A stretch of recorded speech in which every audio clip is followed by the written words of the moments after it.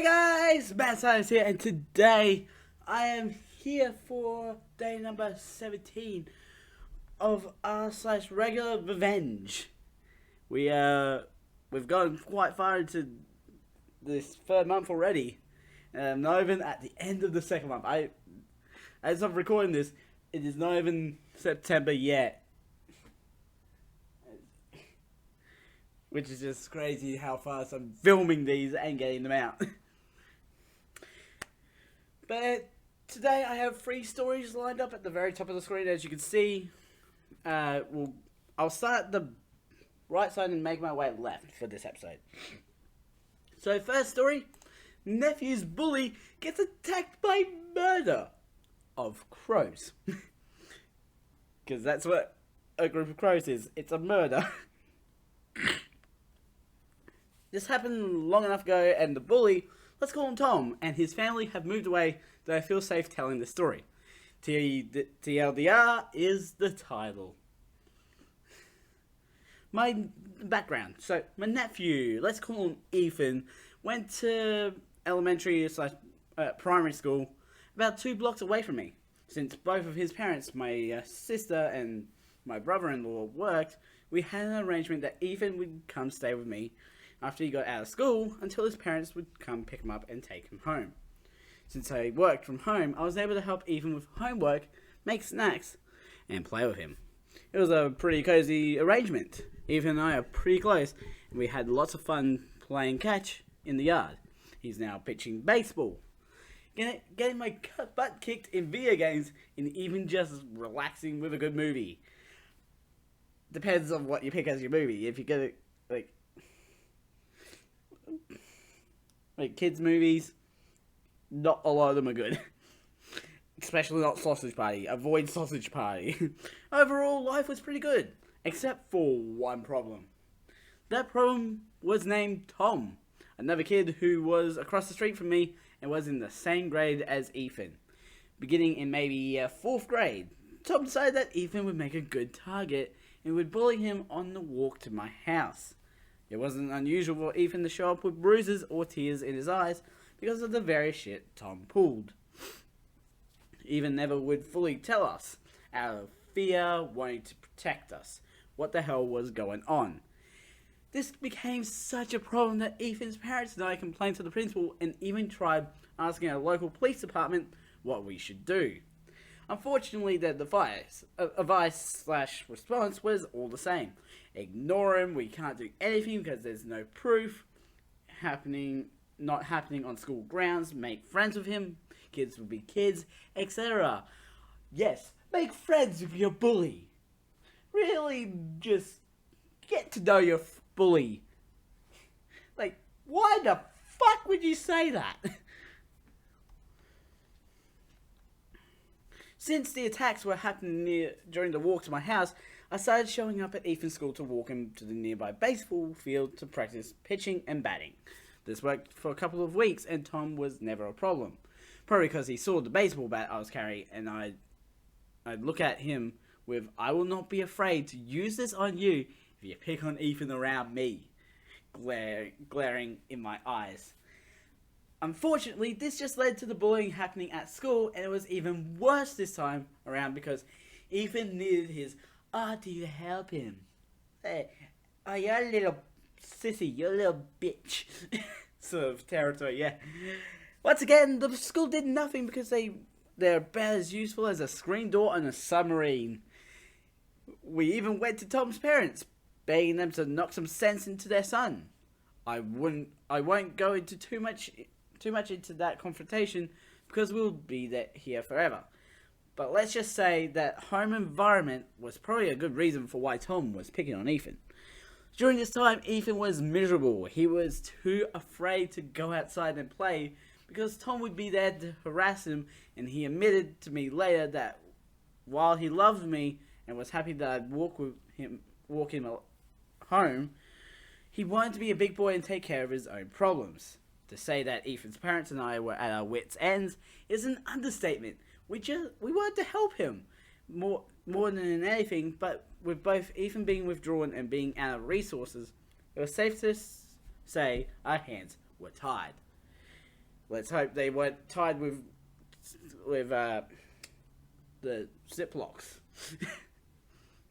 That was until one evening in the middle of Ethan's summer vacation between 4th and 5th grade.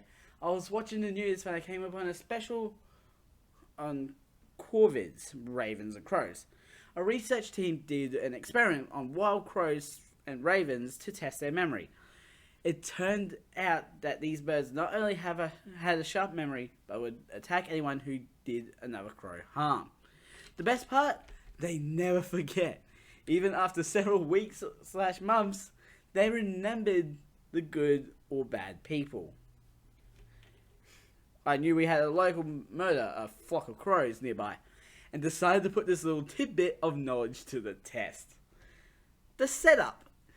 With only 2 months to go until school started again, and Tom / his family were away on vacation and summer camps, I didn't waste time.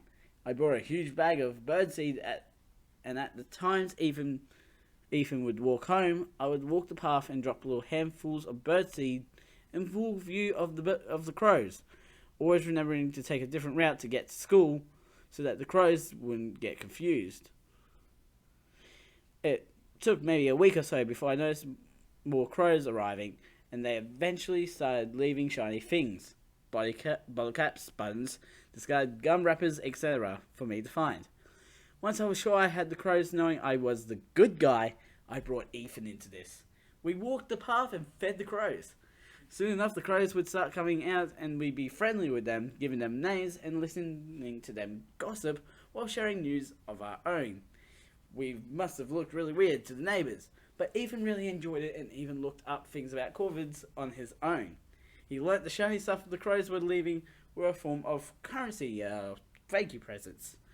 Thinking this could be helpful, he started collecting other shiny things for the crows and would leave those in addition to the birdseed. With 2 weeks to go until school started up again, I began phasing myself out of the afternoon feeding time, so eventually it was Ethan who was feeding the crows / leaving gifts on the walk home. The day before school started, I gave Ethan a bag of birdseed in addition to his shiny things and winked at him. Oh yes. The revenge. Sure enough, at the same time Ethan would come home, I heard the crows cawing, and what I thought was a little girl screaming. I stepped outside and saw Tom running towards his house, the crows bomb diving him and pecking at him. Further down the path, Ethan was laughing so hard at the sight of his bully running and screaming like a little girl that he fell to the ground. Tom peeled into his house and locked the door as I walked over to Ethan and helped him up. Of course, I had to get the juicy details, so I asked what happened. Ethan was walking home, spraying the birdseed and leaving the shiny things per usual. About halfway home, Tom pounced, making some nasty cracks I won't repeat, before punching Ethan. And that's when the crow dive-bombed Tom. When he tried hitting it away, more and more showed up until the whole murder who were watching were ganging up on Tom. I was smiling sweet tears of revenge at our little feathered friends, especially when I saw the whole murder crowded around Tom's house like it was a set from Alfred Hitchcock's The Birds. The aftermath, needless to say, Tom and his family did not have a pleasant experience the remainder of the school year. There was at least one crow in front of his house watching and waiting for him to come out so he could peck / chase them around. And every afternoon, the murderer was protecting Ethan on his walk home. Of course, Tom's parents tried to protect their kid by swinging baseball bats and other things to keep the crows away. But we quickly learnt that crows talk to each other, and soon the whole murder was on them too. They tried to take legal action against Ethan, his parents, and me for training the crows to attack Tom. But that got thrown out the window really quick because they had no proof of us training the birds, as they had been gone all of summer break, and none of the neighbours wanted to help them. Apparently the murder of crows weren't the only ones Tom's family pissed off. So for the rest of the year, Tom had to be driven to and from school so he and his family wouldn't get attacked. When summer started, they moved away, probably to be rid of the murder of crows. Ethan has moved on to middle school, but we still visit the murder and leave shiny things for them, just in case. See, what would make this story better is if every single freaking bird in the world just knew of Tom being an ass to Ethan. And it's like, the crows have just spread out and they're just like, get the word out. Tom and his family sucks. Okay, next story. Bullies won't pull this girl's hair again. And if you want bullies to not pull your hair again, listen up and learn this girl's trick. Years ago, my high school classmate exacted sweet revenge while defending herself against bullies. As a teen, her interest in advanced academics and classical music, combined with her introverted personality, set her apart from the high school rabble. Her parents were an Indian-European couple, and she inherited her mother's dark complexion and thick black hair. In this majority white school, the long braids she wore in her hair attracted attention from boys too mean or dumb to keep their hands to themselves. These boys would grab her braid and drag her down the hall by her hair. After this happened a few times, she laid a trap. The next boy who grabbed her hair had a very painful experience. This brilliant girl had braided tacks into her hair. She told me how proud she was of this trap for two reasons. First, it was strictly defensive. Second, it was proportional. The harder they grab, the harder they get pricked. Screw the pricks grabbing your hair. Let them get pricked themselves. That's what you should have said at some point if you're doing this. Also, braiding tacks into your hair. Damn, that is impressive. That is an impressive feat to be able to do. And how did you not damage your hair with that trick? What I just thought of Harriet from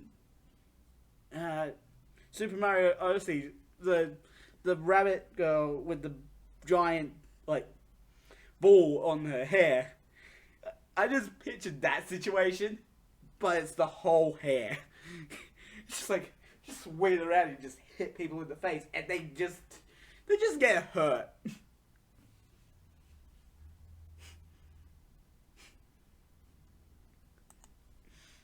Men getting sexually harassed by women. It happens. Got her fired. We're gonna reverse this story around her. Long time lurker, not much of a poster, but I felt the story of my youth may qualify. Names have been changed for obvious reasons. Backstory, I'm an autistic person. Mildly. I'd have to add, since I've always had a job and managed to keep them for as long as I enjoyed them, and never had a hard time finding me a new job. I can get along with most people. The only difficulty for me is judging other people's emotions when they are subtle and not blatantly obvious. I never get the hang of recognizing body language associated with subtle emotions. I do, however, compensate for that by being calm, collected, and friendly, which in most cases suffices. Also, I'm a bit overweight due to my meds that I no longer need now, but still relevant for the story. Not massively, mind you, but I'm one of those walking needles. What? I'm not one of those walking needles.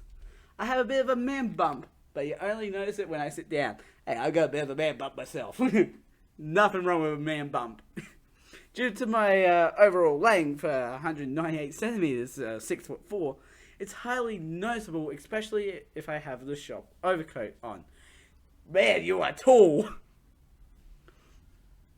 It was in the late 90s, and I had my Saturday job in the local supermarket.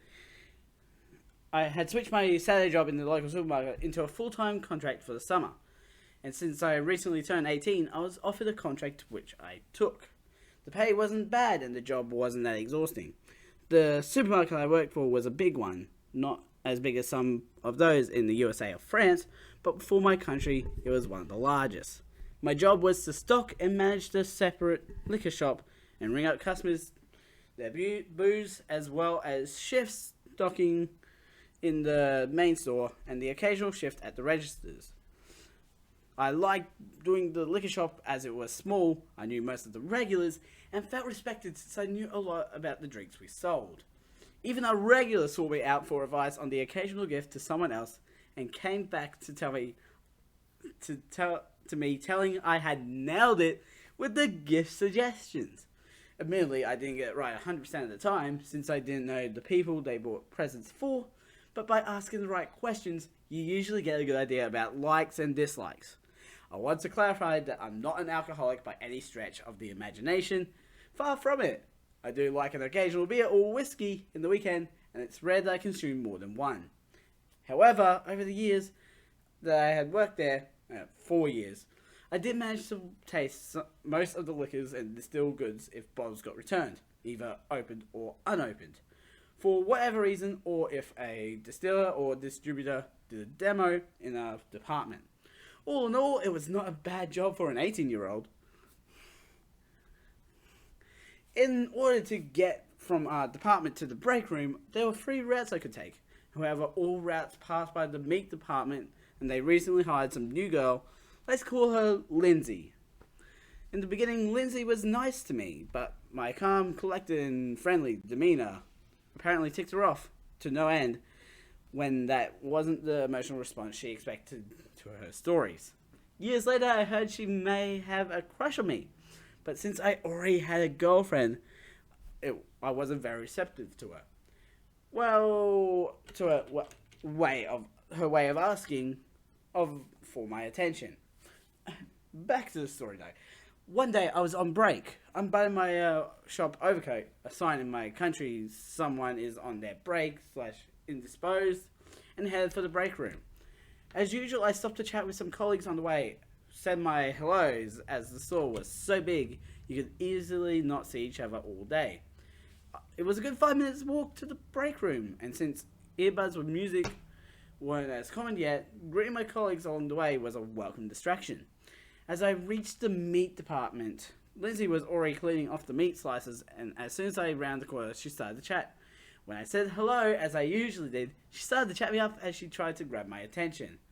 Mind you that I've said before, I wasn't open to her advances by any means. I barely even knew her. As soon as I made myself clear in a calm and friendly tone that I was going on my break, and that I was in serious need of some coffee, she started to insult me. Sure, go on your coffee, fatso. Again, I'm not fat by any means, but I'm not slender either. I'm somewhere in between. 6'4" of tall and about 90 kilos. Hey, I'm about that. I'm like in the 70 kilo range. On the way back from my break, I got similar insults from her, and ever since that day, she slowly ramped up the severity of the insults. I have a thick skin, and I really don't care what others think of me. Only those opinions of people who matter to me. And needless to say, she didn't fall into that category. It went from fat jokes, which clearly didn't have the desired effect, to jokes about my manliness. Since I'm a man, I should love a small, blonde, blue-eyed girl, right? In her jokes, she was always the perfect little girl, and I was the big, impotent, brute? Impotent? I don't think that's what you should be saying. It got to the point that she even started to call me bundle of sticks.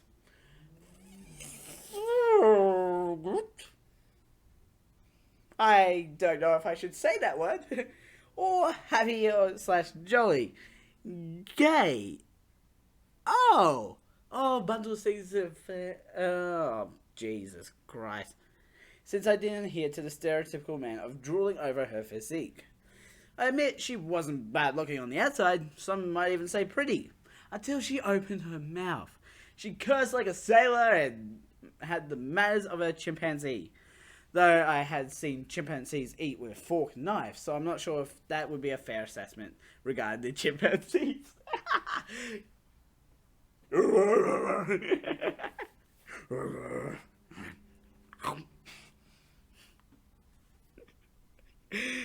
I heard from colleagues she was a high school dropout, lived with her parents in some dilapidated part of town. Some said she lived in a trailer, others said she lived in a house. All these years later, I'm not sure anymore, but it doesn't really matter for the story. The part of town she lived in is what we call a Vogsburg over here. Basically a subsidized low-income neighborhood with more prison years on record per square mile than days of honest labor.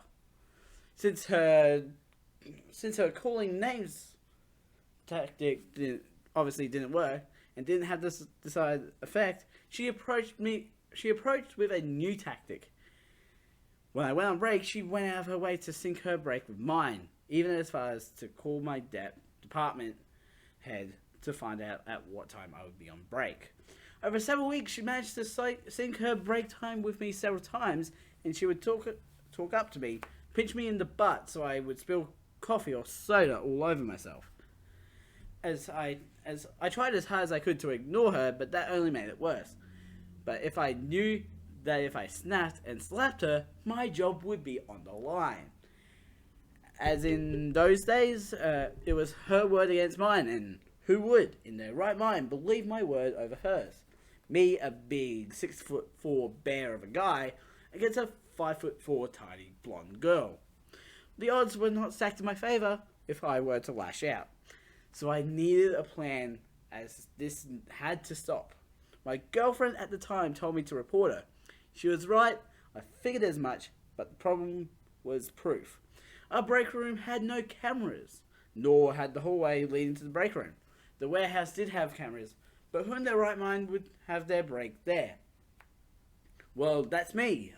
I knew if I took my coffee from the machine intended for the delivery drivers and ate my sandwich there, sitting on the dock, I'd be in full view of at least 2 cameras, maybe 3. She wouldn't dare pull her stunts there, would she? What can I say? I already said she was blonde. I could now also add not too bright to the list of her character flaws. The classic blonde joke. The classic blonde joke of the blonde is stupid. My plan worked. Either I could eat my lunch in peace there, or I would have enough proof to get a formal complaint into management and HR. By the end of the week, I had not 1, not 2, but 3 incidents caught on camera. And since my department had the safe with the camera recording equipment, I only needed cooperation with my department head to exact my revenge. Since my department head knew all about my handicap, and we could get along very well on the job, it only took me 5 minutes to convince her to save the tapes from the days I had my encounters. And it took us another 10 minutes to isolate, copy, and store the incidents on a separate VHS tape. It was the 90s, don't judge us. She couldn't believe her eyes when she saw the footage. She admitted that she only thought men could do such things. She apologized profusely for not noticing anything when she was on camera duty. I told her not to worry, as it wasn't her fault. We also made some printouts just to be sure of the incidences with enhanced images of her grabbing/groping me and me spilling my coffee all over her, since she physically had never had gone below the belt, as to speak. Since I'm a nice guy when I want to be, part of my revenge plan was to get her to stop. I knew she wouldn't, or only say she would, but that's all I needed. If she had done that, I would not report her to management or HR. Only if she ever did it again. It would have been r/pro-revenge if she accepted that, right? Right. We called her to the office of my department head, and she asked if it was true what I was saying. Lindsay, of course, completely denied everything and turned it around on me, or at least attempted to. Well, would you look at that, a Karen in training, and she chose me as her willing victim. After all, what man doesn't like to get the attention of a sweet, small, blue-eyed blonde girl? She said that I touched her female milk-producing organs several times. It's fine, you can say boobs. and that I always took my break when I knew she had a break, and that I groped her all the time, etc., and that she merely reciprocated. My department head was not impressed, and grabbed the VHS and loaded it into the playback machine, and showed her the compilation. She went from white to red and back to white so fast, she would have given a cuttlefish a run for its money. She started looking skittishly around her to see where she could hide or run, as we kind of put her on the spot there. He asked her, kindly but stern, if she was sticking to the story or if she was willing to revise the story at that point. All the time I really had to keep from snickering while I was standing near the door to prevent her from fleeing. A procedure we also do with shoplifters, but that's for another story someday. She started to tear up and told my department head that she was sorry and that these videos were out of context. Even though it showed me arriving, then her leaving, and then me. So in no way I could have instigated these incidences whatsoever. My department head turned to me, OP, what do you think we should do? My response was as calm and collected as I could. I'd like to send this tape with my complaint to the manager and have him judge this video, as it is obvious she isn't going to admit. Lindsay immediately turned around and, as if there were no tears present, said something to the effect of, they'll never believe you. I'm a sweet girl, and I've never done anything wrong. You're a guy, so you are to blame. My department head looked at me and said, you may go now. I'll have a chat with this young lady here. I knew exactly what this meant, and as soon as I closed the door, I heard my department head rip into her. I could not hear the exact conversations, but bits and snippets were clear to hear. What sick game are you playing? What fool do you take me for? What is your problem with OP? Were some of the sentences I heard together with some loud wails as Lindsay had finally broken down. The next day at work, I was called into the manager's office for a statement. Again, I had to explain and relive the past 3 months. She had made my workplace a living hell for me, up to the point I couldn't even take a break in the break room anymore. I was ambushed, groped, harassed, physically assaulted, as well as sexually harassed, both verbally and physically. Why the list? Oh my gosh. The manager sat there stunned as I broke down. I told him I kept myself together as not to give her more fuel to feed the flames, but that had come to the point where I had in my resignation if nothing was done. He couldn't believe what he saw on the video and called the regional manager. After a short phone call, I was told to wait outside in the break room. When he saw the look on my face, he told me that I didn't need to worry. As Lindsay was not there, he checked that himself. He was right, and for the first time on over a month, I could drink a coffee in reasonable comfort without having to sit on the bay of the cargo dock. I could hear the manager make an announcement over the PA system and call for the department head of Lindsay and my own department head to come to the office. Now, her department head was blissfully unaware of Lindsay's actions, as my department head didn't want to play his hands and tip people off that things were going down. Her department head was known to gossip, and that was something that could seriously damage our plan and case. After I heard them all enter the manager's office, Lindsay was called into the office. Again, I heard muffled screams, shouting, and wails of crying as she kept up the innocence act. Not 10 minutes later, I heard a door slam so hard the blinds between the break room and the manager's office fell down. I will never forget the view. I looked straight at 3 shocked managers sitting there with a stare of disbelief, watching the door that barely hung in its doorway. The force of it being slammed was great enough to shear one of the hinges completely off the top part of the door, leaving a sizable gap at the top as it hung only by the bottom hinge. The store manager came out and told me that she had just been fired for sexual harassment and that they were also going to report her to the police and sue her for criminal damages she just did in the office. Apparently, she broke the VCR and TV by throwing a chair at it before leaving the room with such violence the Venetian blinds fell down and the door shit off one of the hinges. The company was good for me and I remained there for another 3 to 4 years before I looked for a job in my own field. After all, it paid reasonably well and I could afford to live and study at the same time. Since my town was not one of the biggest in our country, I did come across her once, and she still, to this day, 20 years later, blames me for having her fired. I have no regrets.